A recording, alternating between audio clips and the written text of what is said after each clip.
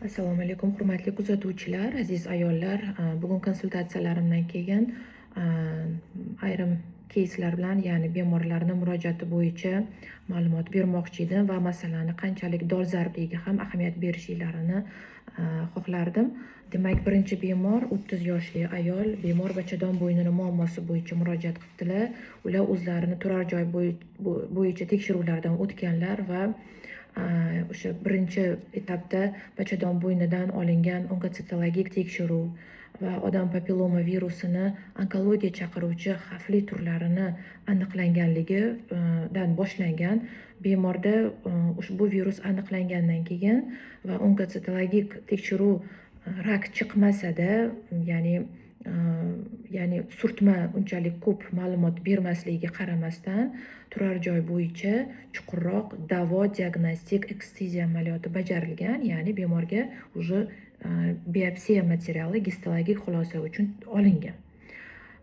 Qarangki, bu gistologik xulosada bachadon bo'yni yassi hujayrali saratoni G1 gistologik differensirovkasi aniqlangan. Bu saraton oxirgi vaqtlardagi saratonni yosh tanlamayotganligi va insonlarni sog'lig'iga bo'lgan biroz loqaydligi o'zlariga ziyon yetkazib borayotganligiga qaratmoqchiman e'tiboringlarni. Ushbu bemor menga murojaatlarida bunaqangi tashxis bilan nima qilsa bo'ladi deb kelishibdi.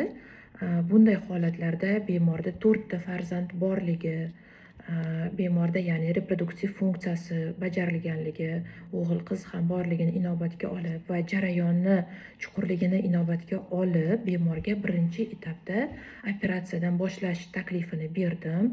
Bemorda bachadon bo'ynini rakidan tashqari ularda matkani o'zida, tana qismida o'sha adenomioz holatlari, bemorda 10 kun, 12 kunlab hayzini cho'zilib ko'plab ketishi ham bezovta qilib yurgan.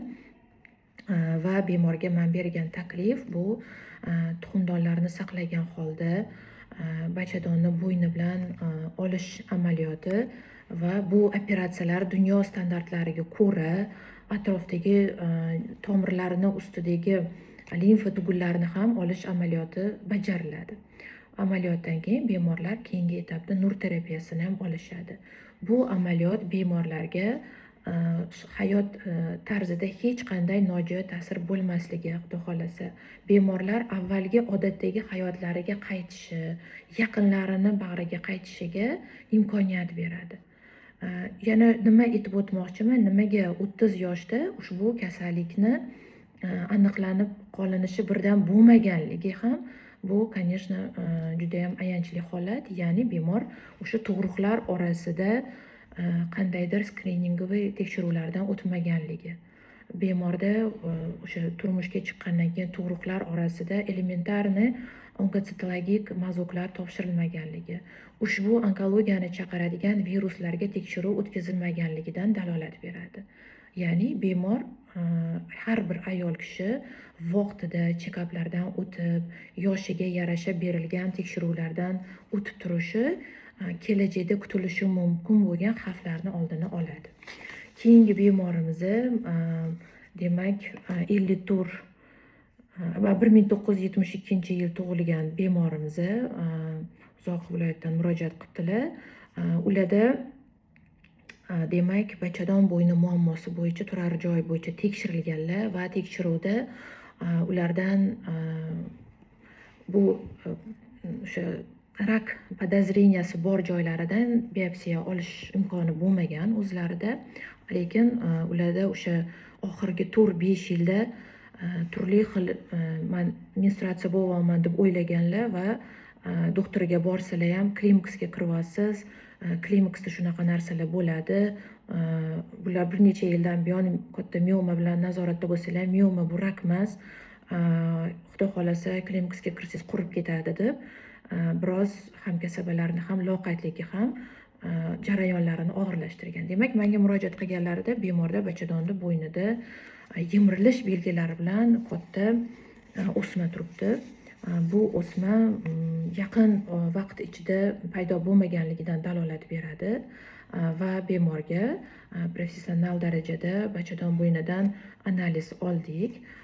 Analizda, конечно, ko'rik bo'yicha bemorda onkologik jarayon bor.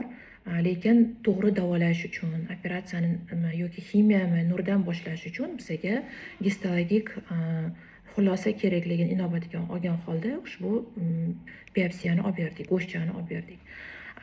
Nima demoqchiman bu bilan yana? Demak, bemorda murojaat qilgan vrachlarga o'sha qon ketishlar bo'lgan, bachadoni normadan katta, ya'ni mana hozir o'zim ham ko'rigimda 13-14 haftalik kattalikda bemor, miyomatoz tugunlar bilan to'lgan va qandaydir prognozlar berib qurib ketadi, boshqa qiladi deb o'sha paytda bajarilmagan operatsiya mana keyingi hayot davrida o'z asoratlarini ko'rsatmoqda. Balkim ular o'zlarini shu operatsiya orqali mana hozirgi bo'layotgan jarayondan o'zlarini straxovka qilib bo'lgan bo'lardilar. Keyingi bemorimiz yana ahamiyatga ega bemor. Bularda mana bemorimiz bular ham 1972-yil Surxondaryoda murojaat qildilar. Ularda ham bachadon bo'ynini muammosi, demak ularda o'sha qo'shilganda kontakt qonli ajralmalar bezovta qilgan. Bemor молодец bo'lib zudlik bilan tekshiruvdan o'tishni boshlaganlar va tekshiruvlar natijasida onkocitologik surtmada bachadon bo'ynining 3-darajali displaziyasi berilgan va eng muhimi onkologiya chaqiradigan odam papilloma virusini onkologik podtiplari aniqlangan, onkogen podtiplari aniqlangan. Bu holatda nima qilinadi? Bemor уже 6 oy menstruatsiya, 6 yil klimaksga kirib bo'lganlar, menstruatsiya ko'rmaydilar. Bemorga menga kelganlarida nima davosi bor deb ketdilar. Albatta, agar bemor yosh bo'lganlarida, hali farzandlari bo'lmaganda men reproduktiv yoshdagi ayollarga a'zo saqlovchi amaliyotni taklifini berardim. Lekin bularda bachadon bo'ynini juda ham og'ir displaziya jarayonini inobatga olib, bemorda уже reproduktiv funksiyadan o'tib bo'lganliklari, 6 yillik menopauzani inobatga olgan holda va mana men vaginalni o'zim ham uji qilib ko'rganimda, bachadonni ichida bachadon bo'ynini problemasidan tashqari polipoz hosilichalar borligini inobatga olib, radikal olib tashlash amaliyotini taklifini berdim. Bu amaliyot bemorni ko'p narsadan asraydi. Chunki bemor polavoy aktiv hayotda davom ettirar ekanlar. Er-xotin VPChni onkogen podtiplarini tashuvchi hisoblanadi. Men bularga radikal muammoni yechimini berishimdan ham asosiy maqsad bemor kelajakdagi bo'layotgan ko'p narsadan o'zlarini himoya qiladilar. Agar bemorimiz shu patologiya bilan, shu kasallik bilan tug'ruq yoshda bo'lganlarida birorta farzandlari bo'lmaganda men bularga kichik invaziv jarrohlik amaliyotini, ya'ni lechebno-diagnostichеская ekstiziya yoki konizatsiya amaliyotini taklif bergan bo'lardim. Uni posloyni qavatma-qavat bizani patomorfologlar tekshirib bergandan keyin oxirgi xulosani berardik. Ammo bemorda o'sha menopauza 6 yil, 5 ta farzandlari bor va bularga eng to'g'ri yo'l radikal gisterektomiya amaliyoti. Demak, bu bilan men tugatmoqchiman. Xulosalarimni berib, ya'ni har bir kasallikni boshlanishida qandaydir zvonочек bo'ladi, belgilar beradi. Xo'p, bermaydimi? Demak, bemor уже ma'lum bir yoshda onkologik xavfi yuqori bo'lishi mumkin bo'lgan patologiyalarga tekshiruvlardan o'tib yurish kerak. Bu tekshiruvlar hozirgi paytda hattoki davlat tomonidan katta imkoniyatlar berilib, bepul tekshiruvlar ham bo'lmoqda. Va masalan bemor sog'lig'iga loqayd bo'lmasdan e'tibor berib bu tekshiruvlarni o'tib yurishi kelajakda kutulishi mumkin bo'lgan asoratlarni oldini oladi, rakka o'tib ketishini oldini oladi va albatta o'zini kelajakdagi moliyaviy jihatdan ham ko'p narsadan o'zini himoyalagan bo'ladi. Sog' bo'linglar.